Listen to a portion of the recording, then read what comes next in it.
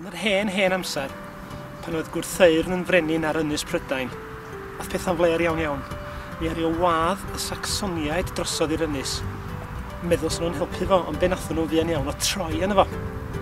Ac felly, mi ar o ddenig, mi ar nhw mosod yna fo, a mi ar o ddenig yma i ganol Eryri i drio adeiladu Caer iddo fo'i hun. Ac yn fan hyn nath o adeiladu'r Caer ar lan llyn yma, ar ben y broncan Cyfancw.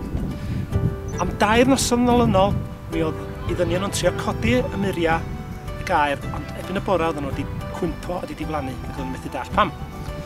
Dyma o'n galw'r i ddewiniad o ddato fo dweud, be di'r rheswm?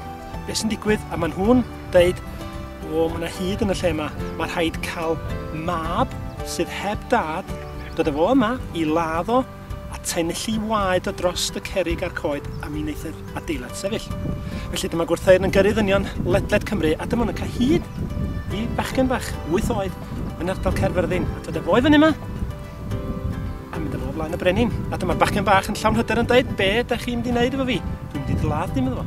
A dwi'n mynd i roed waed si dros y cerrig yma a mi gawn ni Gaer newydd sbon. A dyma'r bachgen yn dweud, ydych chi wedi cael cyngor gwael.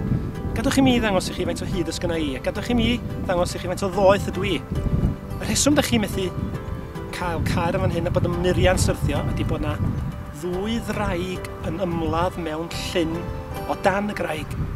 Draig wen a draig goch, a pan maen nhw'n ymladd, mae'r lle'n ysgwyd a mae'r muriau'n syrthio. Mae'n rhaid i ni fynd at y dreigiau. Felly dyma gwrtheyrn yn cael i ddynion i gloddio twll i lawr, a bu oedd yna llyn, ac yn y llyn roedd yna gist o garag, cist faen, ac yn y gist oedd yna 2 ddraig, un wen ac un goch, yn cysgu. Ac wrth nhw agor y gist, dyma nhw'n dechrau cwffio, ac dyma'r lle yn ysgwyd. A mi oedd y ddraig wen yn curo y ddraig goch, 2 gwaith ar un mosod â ni, ac o pawb yn meddwl bod y ddraig goch yn mynd i gael ei lladd.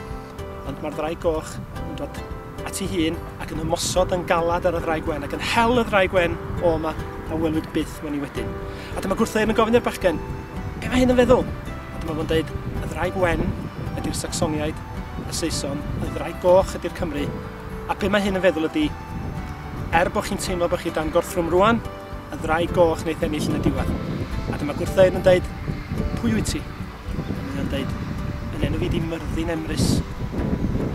Ac dyma gwrtheyrn yn dweud, mi gei di aros yn yr ardal yma, a mi wnawn ni alw y boncan Hacw yn Dinas Emrys, a mi gei di godi neuad i chdi dy hun yno, oherwydd y deioniw ti di wneud i mi. A Dinas Emrys oedd enw'r lle, Dinas Emrys ydi henwi hyd heddiw. A gallai na fod yn rybydd i chi Saeson, peidiwch â gwthio ni i gongol.